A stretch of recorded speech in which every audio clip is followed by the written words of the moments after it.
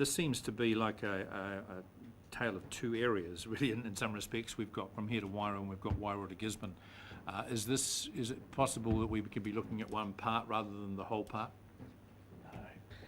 Through you, Mr. Chair, yes. I mean, as part of the business case, everything is up for investigation, and obviously that includes any potential staging, which could potentially look at the Napier-Wairau section first, or separately from, I should say, the Wairau to Gisborne. So that will be part of the advice that Nick Cornwall will be providing to us.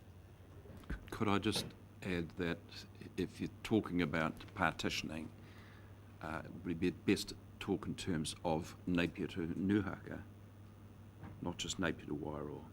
Napier to Nuhaka or Napier to Gisborne. All right, let's keep going. Councillor Barker.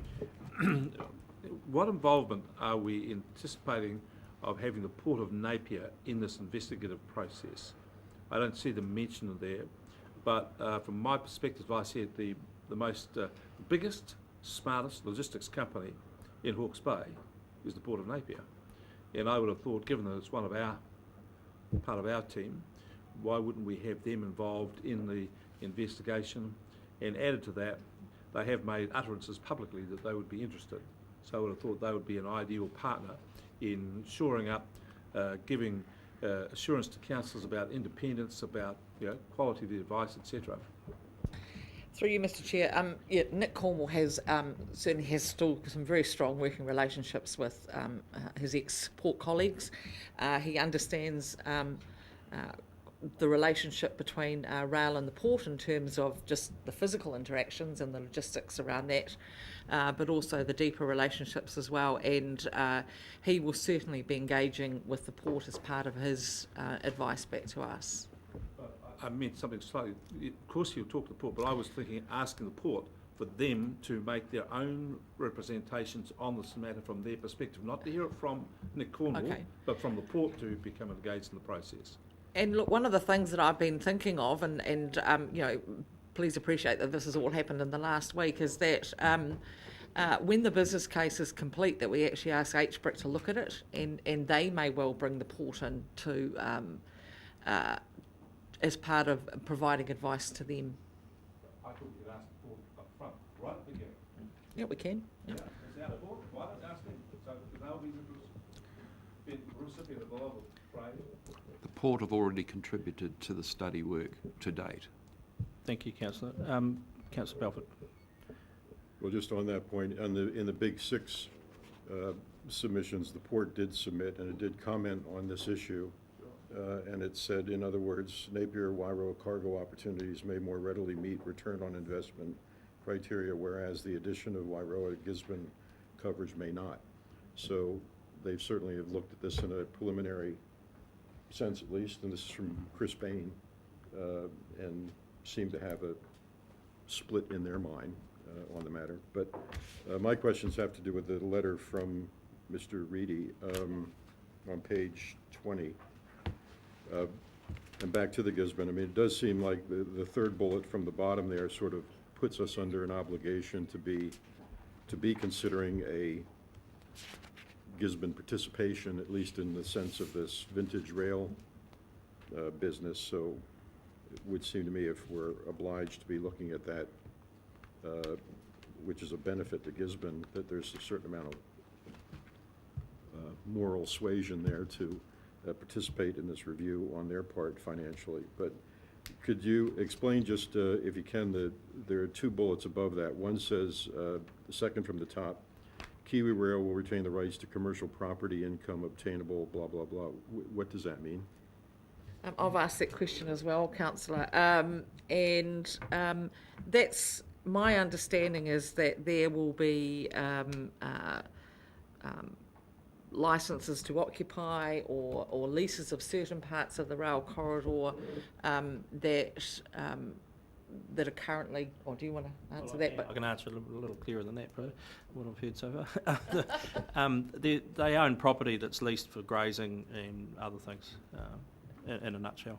Okay.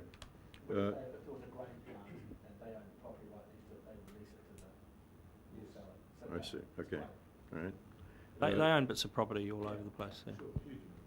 And then the two down from there, council having full responsibility for obtaining a rail license from NZTA. What does that entail? And is there any additional hurdles that we might not be able to cross in that process? It is a formal process.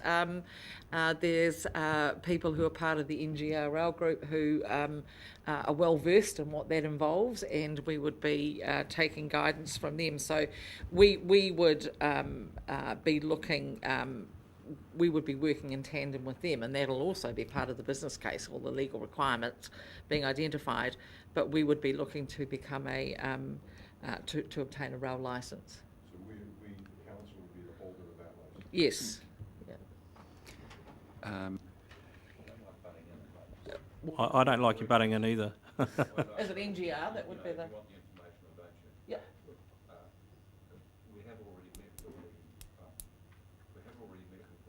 Person from NZTA who is responsible for rail safety licence, and the chief executive was in that meeting. So that process is already quite well advanced. Okay, further questions. Let's go back to Councillor Scott and then back to Councillor Graham. Thank you. And I'm going to take the liberty of asking two questions. It has got multiple responses elsewhere. The lease excludes, in the letter from Kiwi Rail on page 20, the lease excludes use of the rail yards.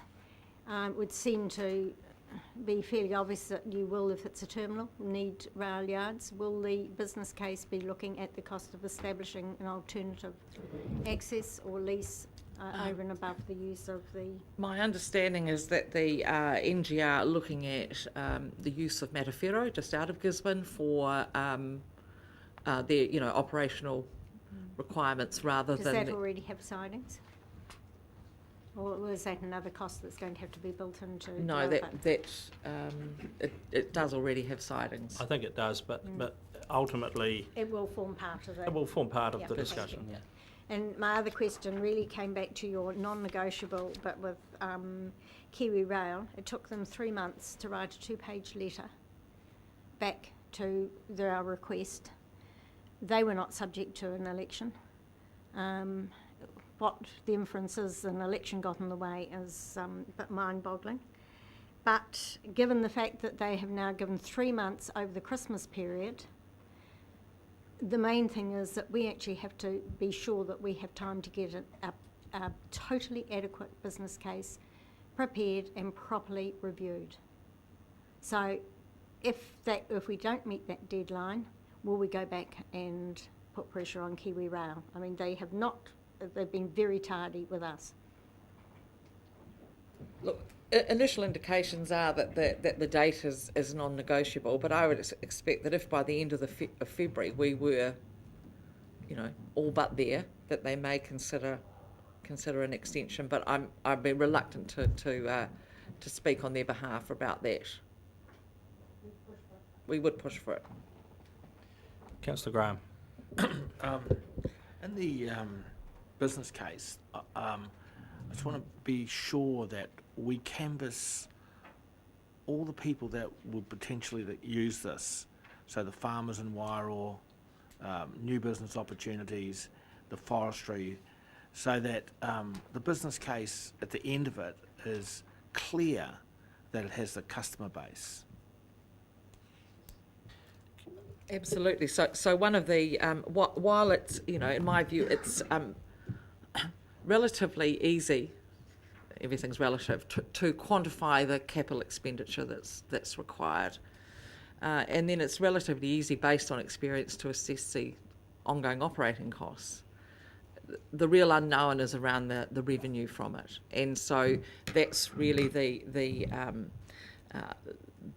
input that is critical to the success or otherwise of the business case, and that's where we've got Nick Cornwall in particular doing that work around testing all of those assumptions. Could I just add, though, that there's been a lot of work done. Yeah. A lot of negotiation has been done by NGR with their own bat before now. and they've established a lot of very solid relationships with potential customers that would not take much to convert to at least a demonstration of what the income might be. So there's a lot of work has been done. No, I accept that, and but from people who don't understand rail, such as myself, or understand logistics and ports, and there's a lot of mixed signals. So we are getting, just as the community is getting, very mixed signals, and there's a lot of enthusiasm, of course, but we may, if we're going forward with this, and this is more of a speech which I want to hold for later, we need to be absolutely certain that this is not only a great idea, but it's a great business concept as well. More questions? You're good? Councillor Barker?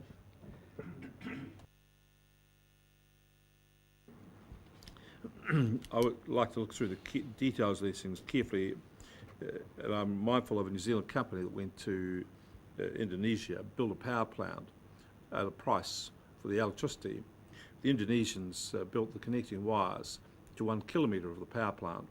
When it was finished, then started negotiating on the price again.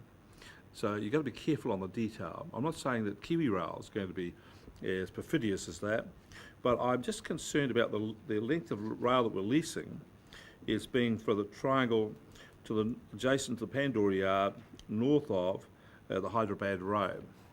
Now, does that mean that at some point the rail we lease will connect to the Kiwi Rail track, to get to the port? And if that's the case, what are the cost implications of crossing their track? Because they will have control of it, we will not.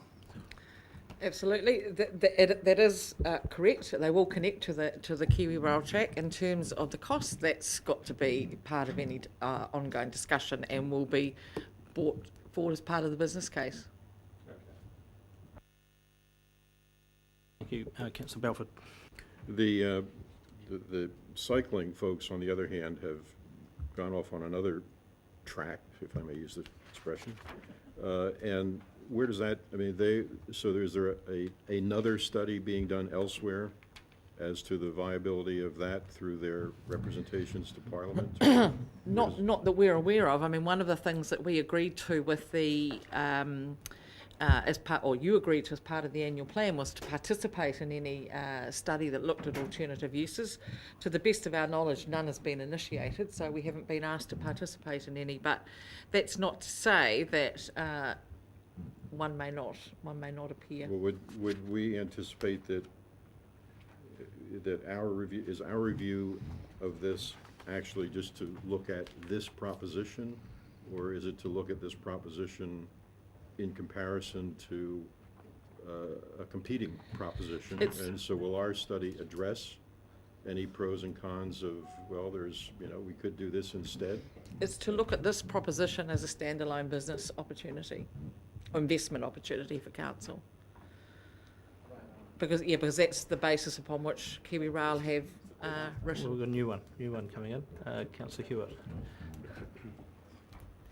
I have a problem with proceed in haste and repent at leisure, and if we didn't have this deadline of the 1st of March, would you still be requesting, Liz, that we approve $250,000 of spending straight up, or if we didn't have the deadline, would you be considering having the expenditure staged as one part is ticked off, you move on to the next part? Look, I believe that with this particular project, it's a business case that could all be wrapped up reasonably smartly. As the chairman has said, a lot of the work has already been done by NGR in particular. What we're keen to do is to ensure that that's updated, all collated and packaged, road tested, and brought back to you for consideration. But I would see that that amount of money would be roughly what we'd spend no matter over what period. The key component really is, or at least half of it is got to go on an engineering study, which is going to be spent, probably the first critical spend, so we have a really good concept of what what amount we're actually dealing with. If I could add, though, that part of this success of this will hinge on if Gisborne is a goer, it will hinge on getting it up and running by the end of the third quarter, fourth quarter of next year, to be available for crops to make use of it. So that's part of the discussion. There is a looming opportunity that will be lost if it's not taken up.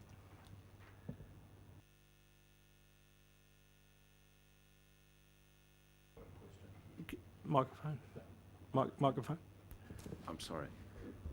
Can the CEO confirm that this offer from KiwiRail has been made with the consent and agreement of the Minister of Transport, Honourable Simon Bridges?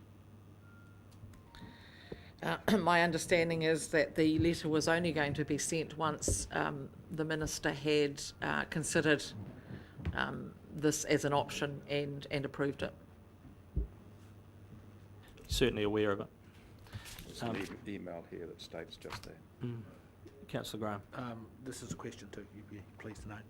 So does anyone have a view on how much? You know, we've got a letter from them, but no one's ever talking about, is it 100,000, is it $1, is it $1 million, is it? Look, it's very light on detail, and in order for the business case to have some ground truthing, we need to know those details, and we're entering into discussion with KiwiRail on those. They're confidential at the moment, but obviously they'll be come out in the public in due course. So they will tell us. Haven't told we you will yet. negotiate with them. They didn't arrive on a private plane, if that's what you say. Councillor Hewitt. With this proposal, is part of it investigating climate change? And I ask that because we've had the big six identification of significant issues, and climate change is right up there. So how is that factoring into these investigations? But one of the key things is obviously going to be ongoing risk to the security of the line. That's going to be an important factor, I think, in the business case, and quite clearly climatic events will probably one of the most significant risks to that. So we will be, as part of that, there's obviously going to have to be some consideration of storm intensity events, risks to the line, etc., etc. What happens if there's another washout, insurance, etc. So loss of income. Those kind of things are all going to have to be considered as part of the whole business case. Yeah. Councillor Belford. Again, back to the letter itself from Reedy, and the very last sentence of it. If the business case has not been completed by date blah, blah, blah, Kiwi will need to resume its process to lease the line for alternative uses or fully close. Is your understanding that if we do this business case and decide we wish to lease this for the purpose of opening rail transport, that closes their investigation of other alternatives, or would they be proceeding on their own alternative track to say, now, thanks for that, but we appreciate you spent $250,000 on this, but we really prefer cycling, or we would prefer to just shut it down? My understanding is no, they'd prefer a short line rail business on it for a couple of reasons. One is KiwiRail has a challenge throughout the country, and look, I can't speak on behalf of them, but I mean it's pretty obvious that they have a lot of short lines that are struggling, and they're struggling to make money on them. They're running big equipment, need huge payloads, etc. But the NGR view is you can run lighter axle weights and go slower and still make your money and keep your line intact. I mean, it's sort of the basis of their business plan, if you like, and we'll see more, no doubt. But KiwiRail would rather have this succeed because it opens the door for other businesses potentially to do similar things in other parts of the country and run, lighter equipment, go slower and make money. Whereas KiwiRail are trying to use a fit for purpose for the main trunk to go up here, and it's challenging. Plus, the ongoing challenges of having enough equipment, rolling stock, etc. So my understanding, and it was a very brief discussion with Peter Reedy before this letter came out, was they'd like to see us succeed. In fact, they're hoping we can succeed because of those factors. But if we can't make it work, well, then they have to face some hard decisions. And they've got others, you know, and then all the others are pretty obvious. They've been chasing them for some time, whether it's a cycle on the rail or a cycle trail, or a new one is convincing the government to spend $100 million on the coast on a new roadway where they're not prepared to fix a rail line for $5 million, so I can't see how that's going to work. But anyway, hey, all those things are in the mix. So my understanding quite clearly was you guys come back with a business case that works, and we're away. So Parliamentary Committee comes back with a cycle trail proposition. They're not going to have to weigh between the political. No, not at all. Did you had your hand up previously, Councillor Barker, or were you stretching? I was stretching, but